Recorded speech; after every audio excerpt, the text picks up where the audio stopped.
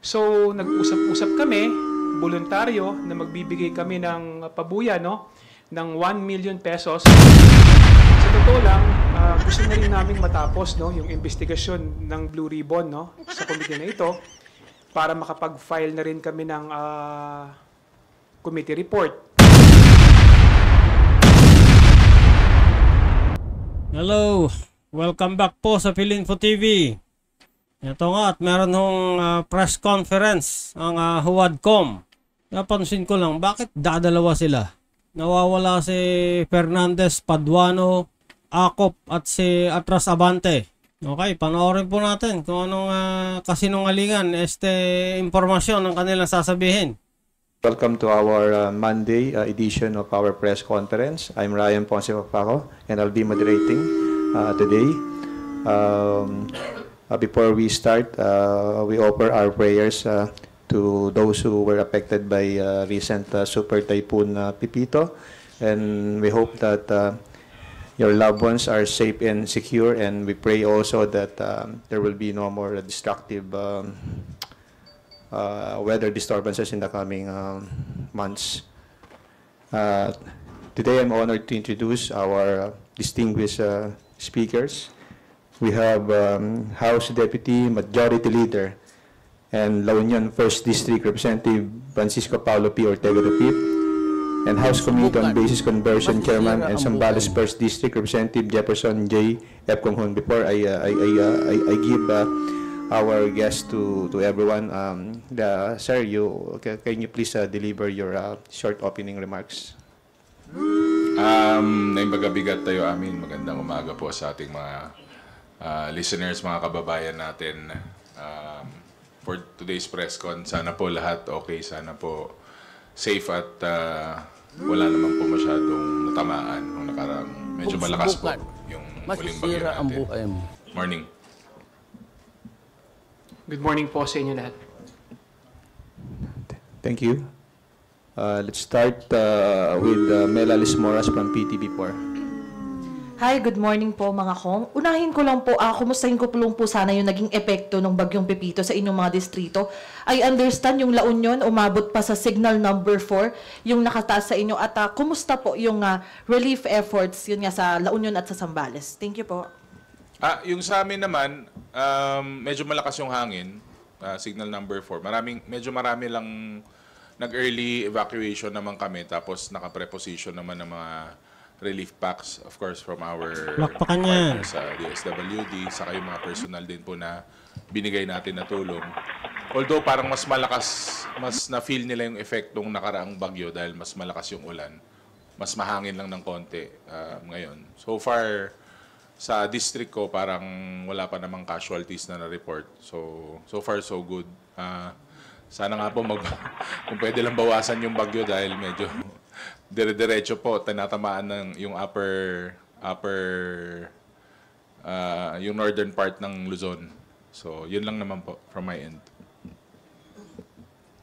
Well, nakakalungkot nga na sunod-sunod yung naging bagyo na sumalanta dito sa ating sa ating nalulungkot din kami, sunod-sunod ang atake niya sa mga Duterte. Bansa, pero hindi naman po nagpapabaya ang ating administrasyon. Talagang ginagawa ng ating presidente sa tulong ng ating House Speaker ang lahat ng kanilang magagawa, para tulungan yung mga nasalanta, lalong-lalo na sa Camarines Norte, Camarines Sur, Albay, ngayon sa Catanduanes.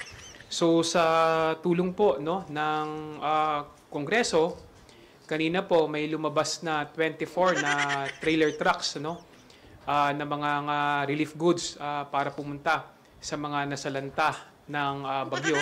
Kasama na rin po dito yung 750 million na ipinamimigay na AICS ng ating gobyerno para sa mga higit kumulang na 150 na pamilya. Alinsunod ito sa utos ng ating Pangulo sa pamamagitan ni Speaker Martin Romualdez na kailangan tulungan, huwag pabayaan ng mamamayan, lalong-lalo na yung nasalanta ng bagyo sa Kabikulan. It is our way of showing na the administration of President BBM hindi nagpapabaya at talagang tumutulong sa ating mamamayan. And of course nga pala, dun sa mga lugar na yon, magkakaroon din ng BSPF dun sa mga lugar, no? Mini BSPF dun sa mga lugar na kung saan tinamaan ng Baka gusto nyo rin i-announce na sa mga tinamahan ng baha, imbestigahan yung mga flood control projects dyan. Saan napunta? Billion-billion yan. BPSF pala dun sa lugar na tinamaan ng bagyo. Okay, and about naman po sa mga hearing dito, kumustahin ko lang po sana kung matutuloy yung hearing ng good government and public accountability at ano pong masasabi nyo na sinabi ni Vice President Sara Duterte sa isang interview na hindi siya dadalo rito kahit na nag-serve din personally nung Quadcom, nag-serve din ng committee secretary sa kanya ng invitation sana. Ano pong masasabi niyo? As the Vice Chairman ng Blue Ribbon Committee, nakakalungkot nga na hindi pupunta ang ating Vice President dahil marami siyang dapat na ipaliwanag tungkol dun sa mga nangyayari. At syempre kailangan ding umattend yung mga tinatawag ng House. Sa totoo lang, gusto na rin naming matapos yung investigasyon ng Blue Ribbon sa committee na ito para makapag-file na rin kami ng committee report. At sa katunayan, Kami din, inip na kami sa inyo. Tapusin na ninyo yan. Nagsasayang lang kayo ng pera ng taong bayan. dahil sa gusto Tama na muna yung pamumulitika.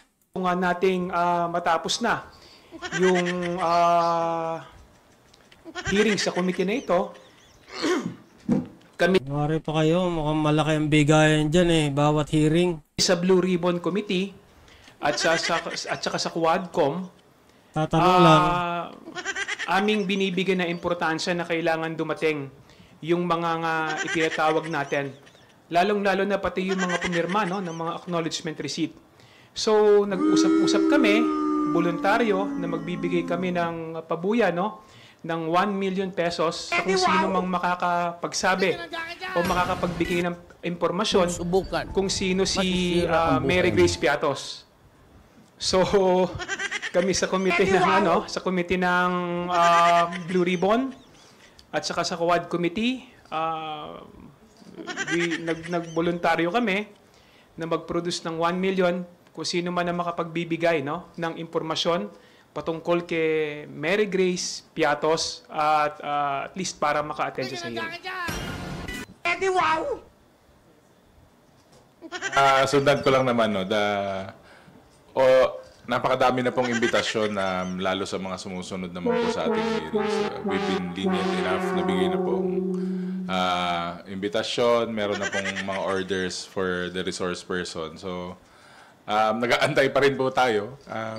We've shown that the House has been fair and the committee has been doing its job with lahat na po ng klaseng diligence binibigay naman po namin sa respeto. So, it's about time na they attend and they explain ito pong mga anomalya na nangyayari. paano ba naman magdadalawang isip na umattend yung mga resource person nyo? Pinapakontempt nyo kapag hindi nyo makuha yung gusto nyong sagot. Sabi nga ni Congressman Jay, isama mo na rin si si Chippy McDonald. Ang buhay mo. Saka sino pa ba yung mga fictitious na tao na mention niya? May mga kilala din akong fictitious. Si Ngagba at saka si Tambaloslos. Siyempre, yung pinakasikat, si Mary Grace Piatos na patuloy po nating hinahanap para mapaliwanag po yung mga acknowledgement receipts na andyan na po na, kumbaga nag-trending na yun. So, but again, the committee is doing its work. Tuloy lang po kami kasi gusto na rin po namin na matapos na rin yung investigasyon at patapos na rin po ang session namin. May mga ilang araw na lang. Tapusin na ninyo yan. Sayang panahon. In addition, napaka-importante kasi na maipakita natin kung sino ba talaga yung mga taong tumanggap ng pondo o pera galing sa confidential fund ng Office of the Vice President. Kasi sinasabi ni VP Sara na peke daw yung mga acknowledgement receipt na ipinakita sa hearing. Itong mga acknowledgement receipt na ito, galing po ito ng Commission on Audit, no? At sinabi nga ng Commission on Audit na ito yung mga ipinasa na acknowledgement receipt ng Office of the Vice President.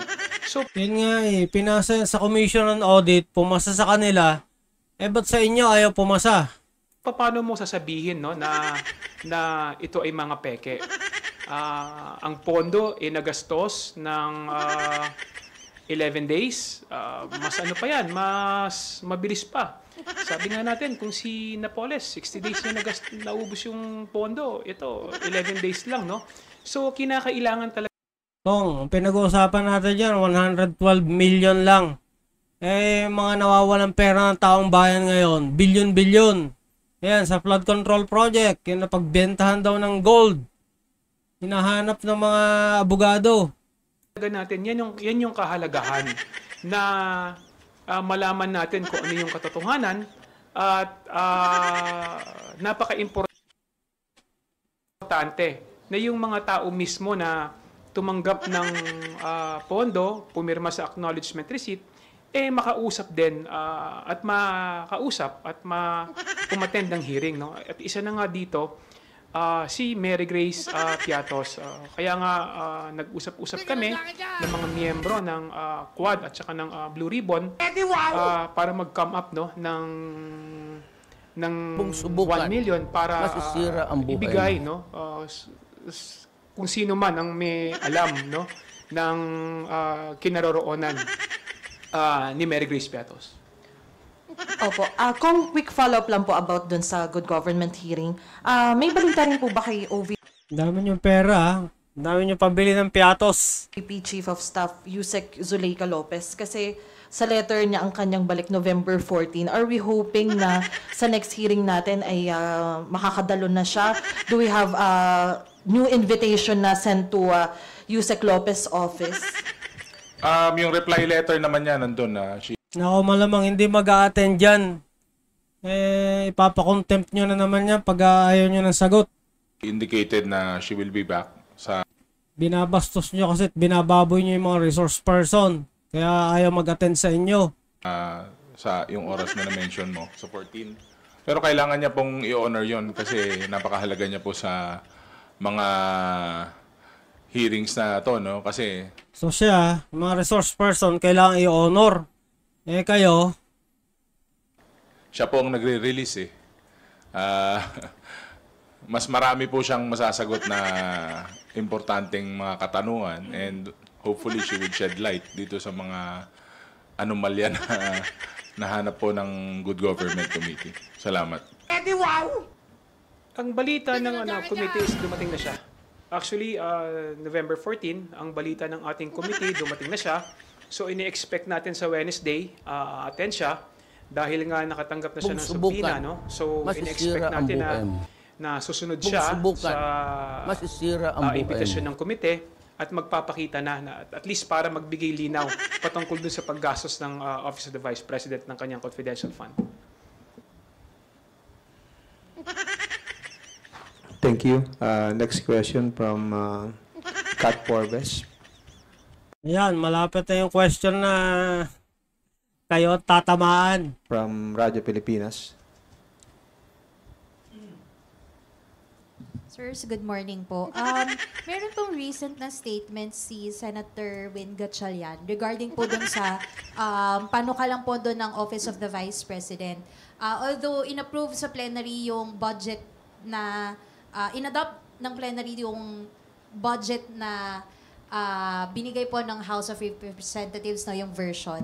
Plano daw po nila na dagdagan daw po yun dahil marami daw pong humihingi ng tulong sa Vice President and yung dagdag na pondo na yun is gagamitin po pantulong naman daw. So ano po yung reaction ninyo doon? Naku, yan nga ayaw nila yung maraming natutulungan si Vice President. Kasi nakikilala siya lalo bilang matulungin. Maraming nagagawa. Kaya gusto nila ng budget cut para matalian ang kamay ng Vice President sa pagtulong? Hindi ko alam, parang paiba-iba yung statement kasi before they told the House na bahala na po ang House of Representatives saka Senate dun sa, kumbaga dun sa hatol, dun sa budget nila. Pero ngayon, parang nag-iiba yung statement. And yung sa tulong naman po, nakaset up naman po yung regional agencies natin eh. So, may iwasan pa nga na may duplication. Pero paiba-iba nga ng statement eh. Parang siguro sinusubukan nilang ibudol-budol yung mga iba dyan para ma-confuse, para, ewan ko kung gusto nila na maawa sa kanila o genuine na humihingi ba sila ng tulong. Ang hirap na rin kasing paniwalaan dahil yun nga, parang budol-budol statements na naman eh. So, Yeah, tingnan natin maya-maya kung sino talaga nang bubudol. ayoko naman pong pangunahan ang ating mga kasama sa Senado, pero alam naman po nila maghimay ng budget, parang dito po sa Congress. Nakita po natin na hindi may paliwanag po itong mga programa na nilatag nila dito sa House of Representatives. Anong nakita namin na hindi may paliwanag? Wala naman pong gusto magpaliwanag. Wala naman pong kaukulan na sabi nga nila, ika nga, resibo. Wala pong resibo na makita. Paano ka pupunta dyan? Kinokontempt nyo. Yan ang problema. Ano naman ang gagamitin mong rason para ituloy yung budget na yun kung underutilized siya o hindi man lang nagamit ng maayos? Ayan, about sa budget hearing. Paano pag nagpunta, iba na naman tinatanong nyo regarding naman sa confidential fund na wala naman na sa proposed budget. Irrelevant kasi yung mga tanong nyo. Masyadong mapanira. In addition dun sa sinabi ni DML Ortega, no? Syempre kailangan ng transparency and accountability sa lahat ng budget. Yan kailangan ng transparency and accountability. Sana yung ginagastos nyo, yung mga pinapamudmud nyong ayuda, may accountability and transparency din yan. At pondo na ibinibigay ng ating Yung pinag-uusapan natin dyan, bilyon. Hindi lang 112 million. pamahalaan. Nakita naman natin ngayon yung pag-iwas, no, ng opisina ng Office of the Vice President, ni Vice President Sara, sa accountability and transparency kung paano nila ginagamit yung pondo. So, paano pa natin sila pagkakatiwalaan? Yung 700 plus million na ibinigay ng Kongreso at saka ng Senado sa kanya, tingin namin is tama na yon. Kumbaga, enough na yon para makapagpatakbo ng kanyang opisina. Kasi nga, paano mo pagkakatiwalaan kung hindi niya mai-account, no? Kasi if naman kayo dyan sa Kongreso katiwa-tiwala, magpa-survey kaya kayo. Yung pera na ipinagkatiwala sa kanya ng ating mamamayan.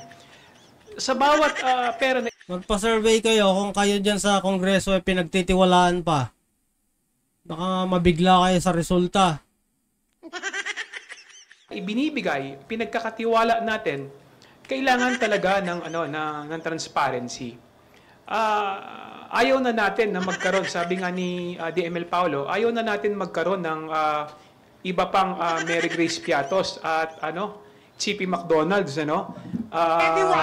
sa mga liquidation report at saka sa acknowledgement receipt, So, I think binibigyan na natin, kumbaga tinutulungan na rin natin si Vice President Sara para makaiwas din sa Wow, lupit niya naman. Kayo pang tumutulong kay VP, ha? katiwalian at anomalya na kinaharap niya ngayon.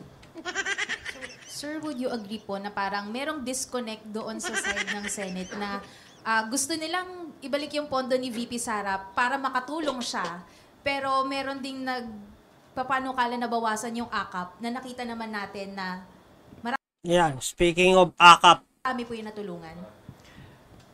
Ang problema kasi meron duplication ng responsibility. Ayan duplication of responsibility. Panindigan nyo yan.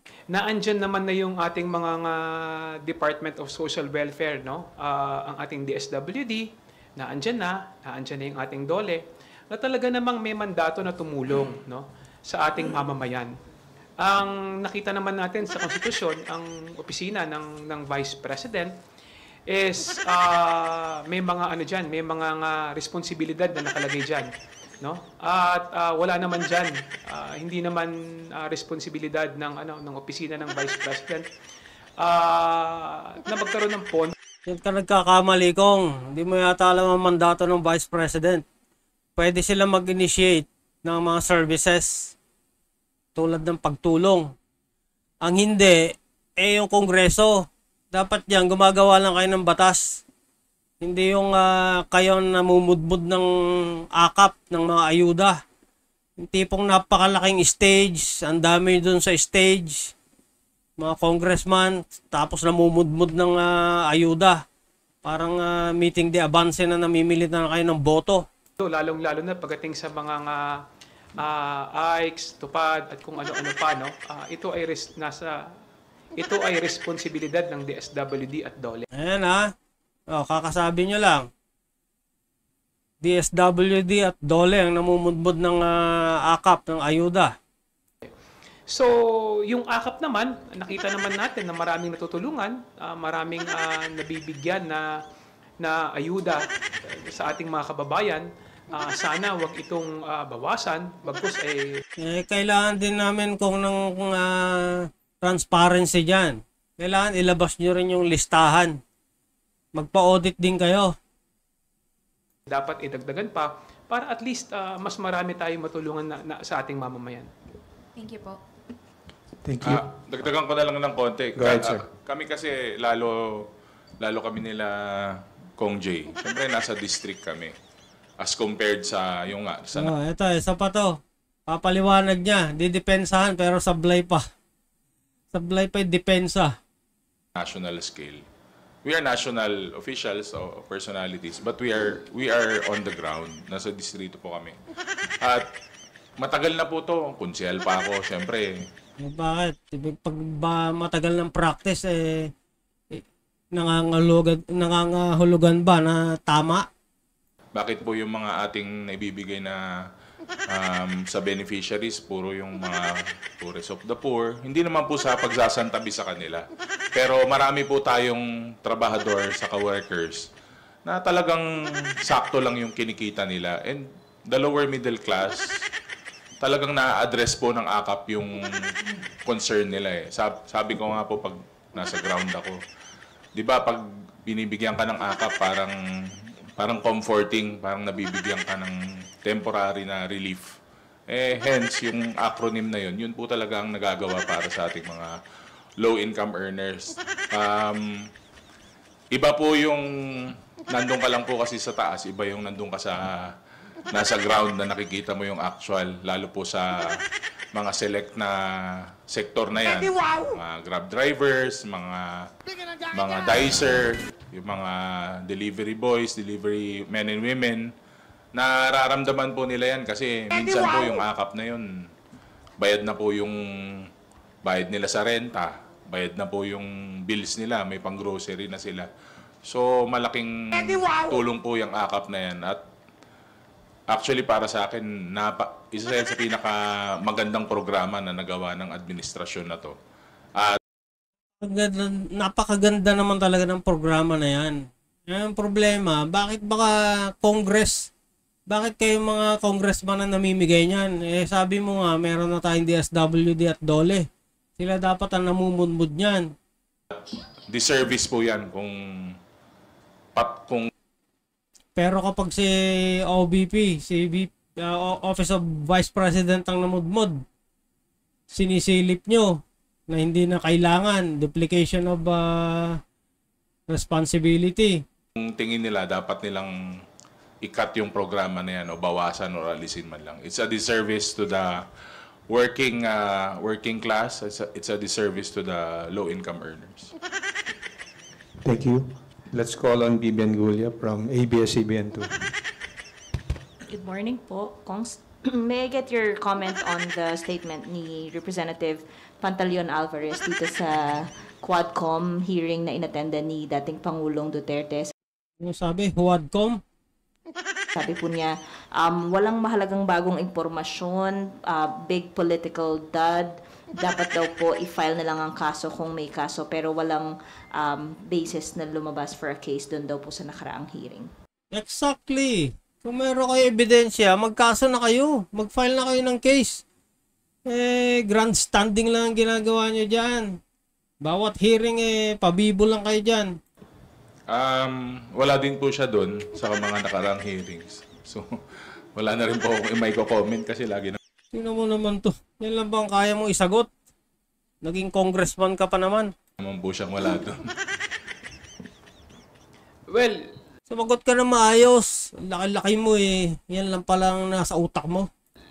opinion ni Congressman Alvarez yun, and kailangan nating irespeto din yung kanyang opinion. Pero nakita naman natin, no, yung mga lumabas sa hearing, mga sinabi ni former President Duterte, at least nabigyan ng pagkakataon yung mga nagrereklamo, yung may mga issue sa kanya, na harapin ang dating Pangulo ng diretso, no? Napaka-importante nito para at least mabuksan yung mga issue na kinaharap ng ating former president. Lalong-lalo na yung issue sa extrajudicial killing, doon sa issue sa korupsyon at sa kung ano-ano pa, no? So napaka-importante na nabuksan ulit yung mga issue, lalong-lalo na patungkol doon sa kung ano yung mga kinaharap na issue ng dating Pangulo. So you think po, base sa hearing, may solid evidence po against the former president to file a case against him? And ano pong mga kaso ito? Hindi pa naman po Ano?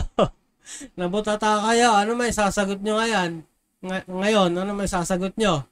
May nahita ba kayo? May nakuha ba kayong credible evidence? Sige, sagot. tapos yung mga hearing. So talagang So, hanggang kailan matatapos yan para makakuha kayo ng sapat na ebidensya? Until kingdom come. kailangan po nating puliduhin, no? Alam naman po natin hindi naman we're taking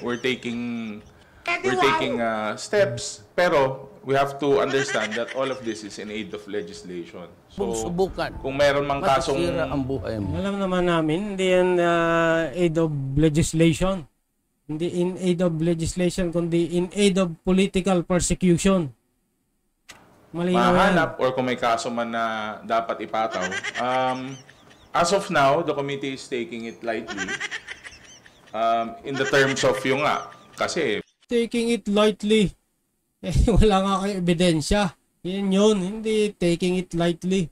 binabato nila yung word na impeachable, binabato nila yung mga kaso. Pero we're taking it lightly right now sa committee kasi nga po, hindi pa naman po tapos yung aming kinokondak na hearing. So, mas maganda po, mabuo po namin. Kaya nga po, inaantay namin yung mga importanteng resource person na will shed light to these hearings. Pero Ayusin nyo kasi yung pakikitungo nyo sa mga resource person para pumunta sila dyan, mag-attend sila, na respetuhin kayo. Wala hindi kayo karespeto. Binababoy nyo kasi mga resource person, tinatakot. yun nga, patuloy po na umiiwas, patuloy din po. Baka maubusan na po sila ng ipapalusot. So, kailangan siguro mas creative na yung mga susunod nila na palusot siguro. Well, meron po tayong meron po tayong tamang departamento na nakakaalam at haharap patungkol sa responsibilidad ng dating Pangulo. Naandyan po ang ating Department of Justice at sinabi na nga po ng nila Secretary Rimulya na tinitignan nila kung ano yung mga Exactly. Yun nga. Trabaho yan ng DOJ. Anong ginagawa nyo? Ba't nyo ginagawa ang trabaho ng DOJ? kaso na pwedeng kaharapin ng ating dating Pangulo kung ano yung kanyang responsibilidad, lalong-lalo na sa kanyang mga sinabi at saka sa kanyang mga revelasyon patungkol sa nangyari dun sa kanyang administrasyon.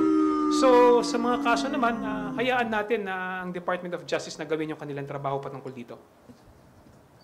Huli na lang po, your thoughts on the view po din ni Representative Alvarez. Ang sabi niya, Duterte should return to Malacanang in 2028. Ang sabi lang daw kasi sa 1987 Constitution, yung incumbent president lang yung hindi pwedeng ma-re-elect. Pero hindi yan dapat mag-apply sa dating Pangulo na hindi incumbent. Pwede na siyang tumakbo ulit. Yeah, matutuwa ka sa reaksyon ng mga to. Sinabing tatakbo daw si former President Duterte as president sa 2028. Ayan, tingnan niyo yung mga reaksyon ng mga to.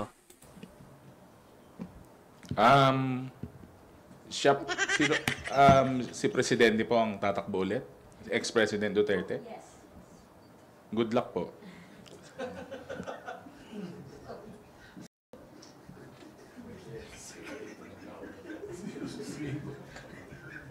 Kong Jay.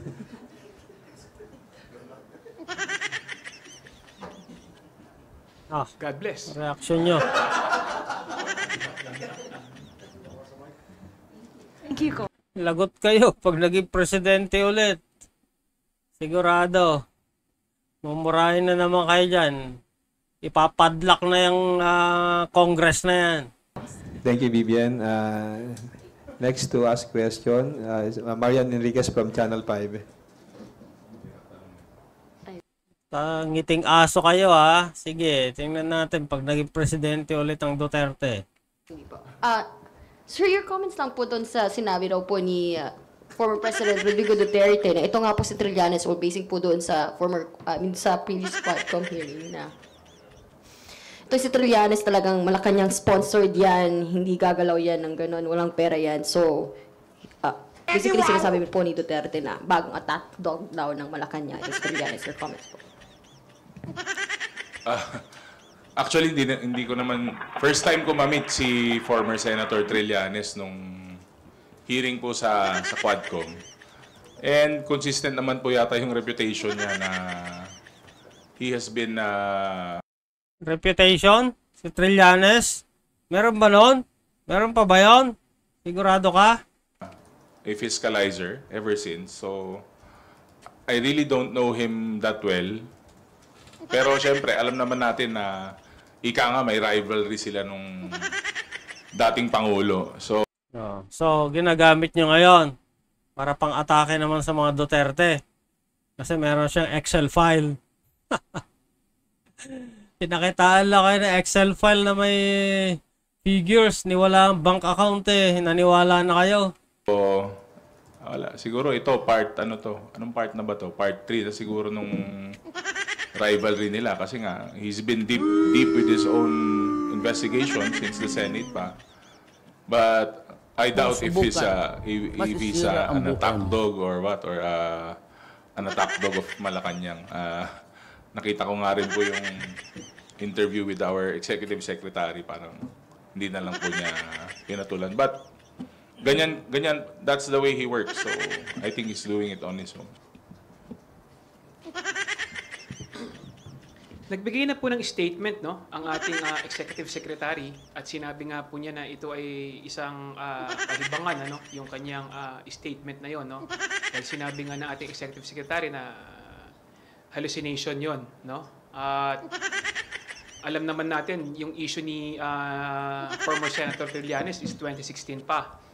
Bago pa naging presidente si former President Duterte, sinasabi na ni ni Senator Trillanes no. So itinutuloy lang niya yung kanyang mga issue no sa dating pangulo dahil hindi naman ito nasagot.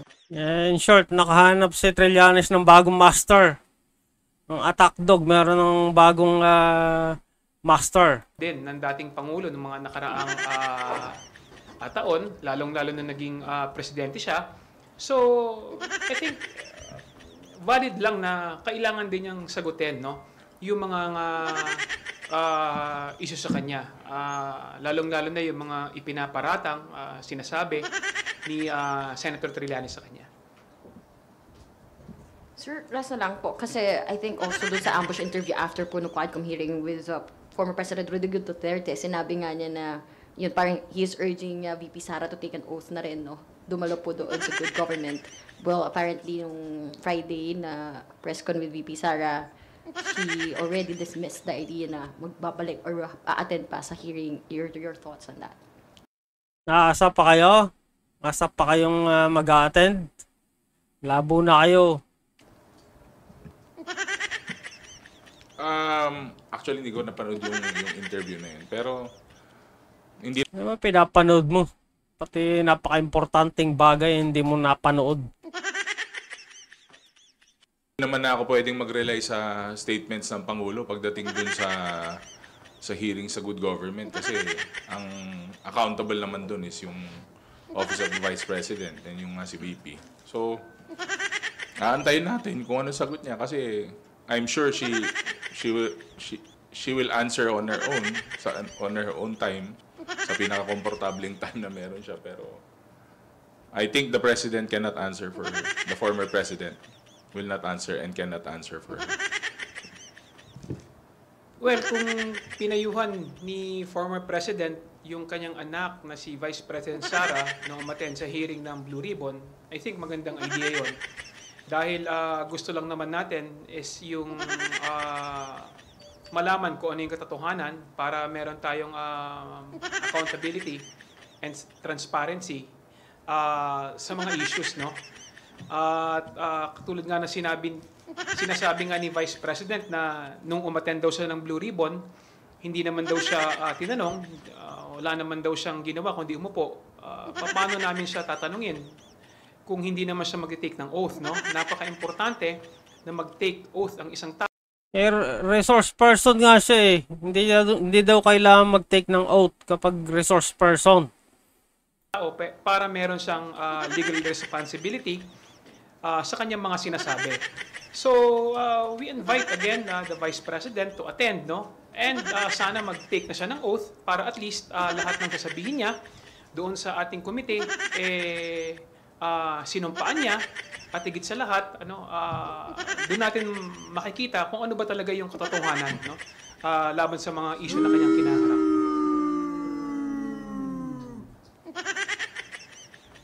Are you done with your questions, Marian? Thank you. Yanes Capanti from GMA Online, please proceed with your questions.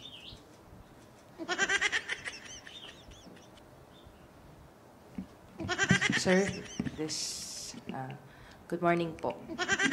Yung question ko po, Vice President Sara Duterte said with the budget cut for the OVP, 200 OVP contract of service employees will lose jobs.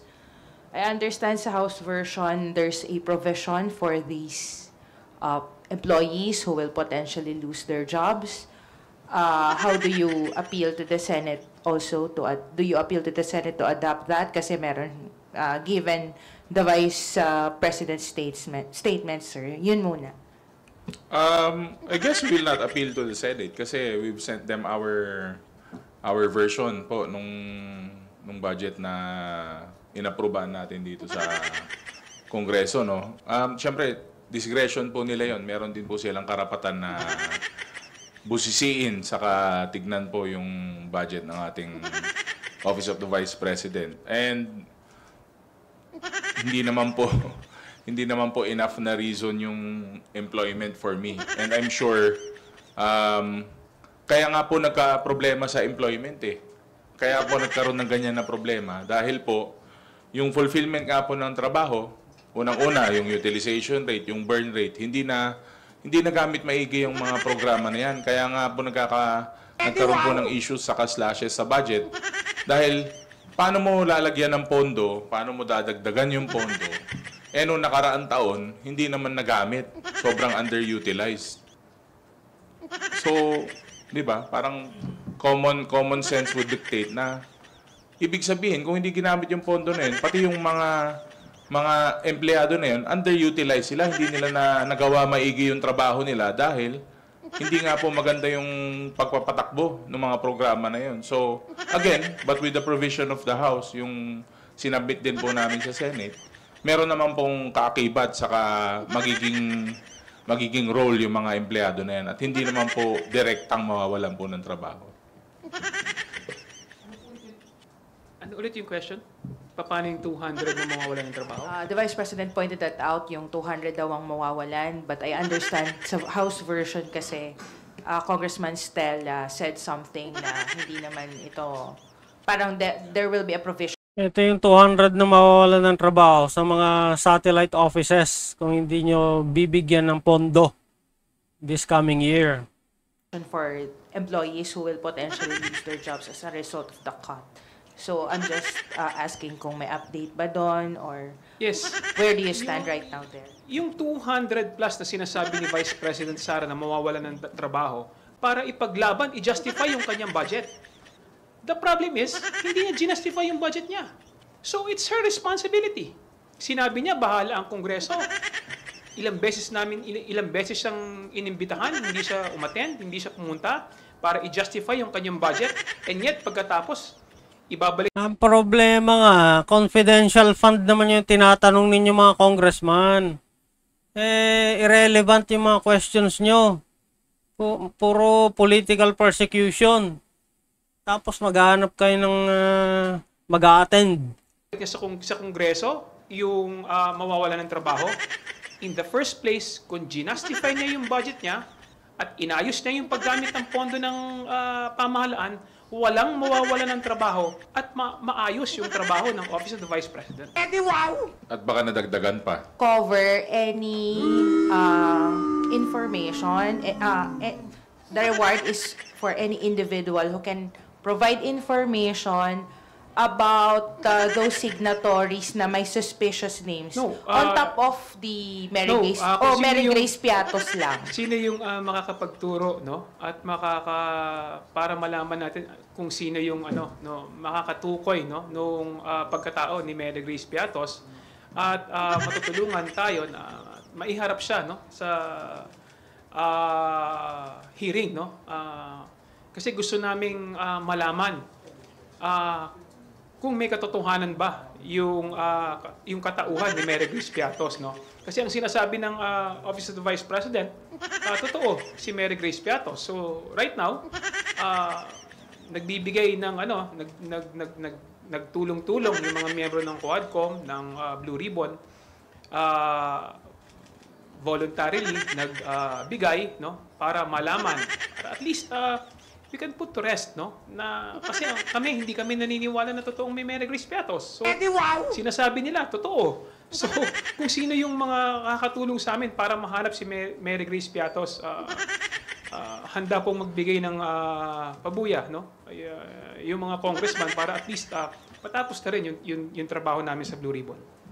Sa kadagdagan ko na rin, ma'am, pag nakikita mo kasi yung mga acknowledgement receipts, parang pare-pareha yung sulat, parang iniiba lang. Talagang fictitious po yung mga AR. Sabi ko nga parang listahan lang sa Sari Wala ang video nila. Store yung mga acknowledgement receipts nila na palayaw lang yun nandun. Parang si Boy ganito, parang gano'n lang eh. So talagang minsan nakakatawa na lang actually. Yun nga sir, that's why I ask kung kasi I understand may ibang names din na sounds at least it sounds suspicious. So will that cover the reward or yung kay Mary Grace Piatos lang muna? Si Mary Grace Piatos kasi yung may pinakamalaking nakuha dun eh. So we want to set an example, no? We want to know the truth kasi it follows eh.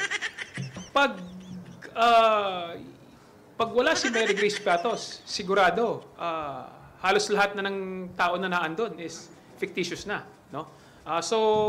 We want to set an example kung sino at saan ba talaga itong si Mary Grace Piatos at least para makilala natin kasi ang ganda ng pangalan niya, ang sarap ng pangalan, di ba? Kagutom. Thank you sir, that's all from my end. Thank you. Thank you. Are there any further questions from our media friends? If there are none, we will accommodate the phone-in question from a former colleague from GMA Des, Jenna Balauro.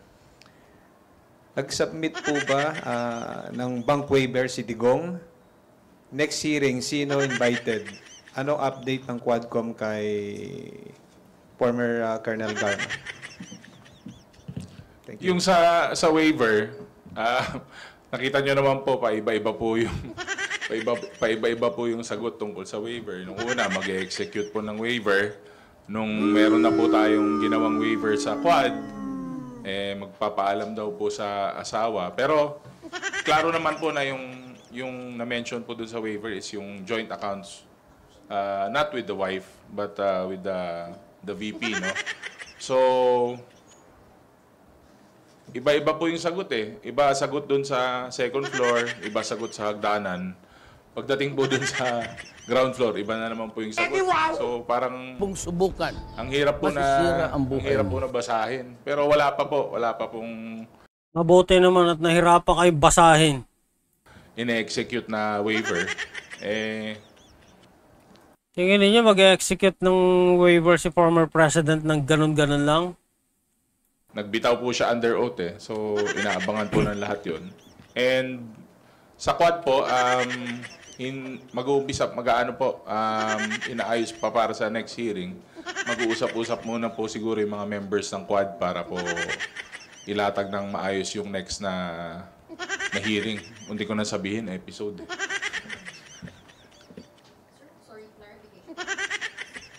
Sorry, na-mention po kasi before ni Kong Ace last week after po ng Quadcom with former President Digong na Thursday daw po yung hearing. That's 21. Pero wala pa po sa calendar. May update on that. Kinonsider po kasi namin na may mga nabagyo na districts. So, lalo dyan po sa South Luzon. So, pagbigyan din po natin ng konti yung mga kasama natin na congressman. Lalo yung mga hard-hit na areas. Oo, lalo sa mga hard-hit areas. Aba, yung mga congressman, mamumudmud dyan ng ayuda. Na parang sa kanila galing yung pera. Parang nangangampanya na. Ginagamit ang pera ng taong bayan. Baka may changes lang. Pero if wala pa pong changes, then we will stick with the calendar.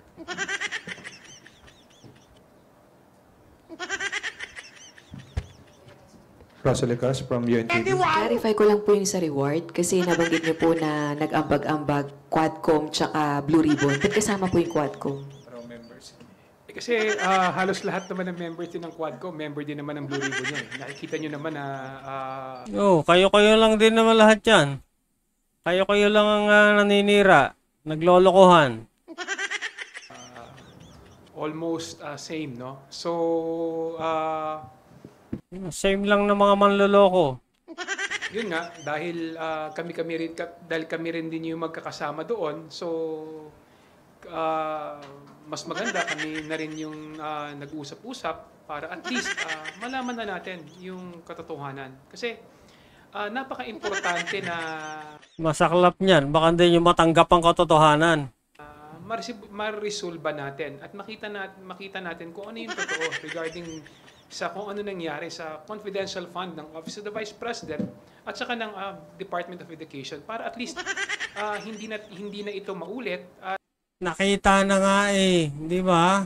Naghihintay na lang ng response ang COA from Office of Vice President. Hindi kayo makapaghintay.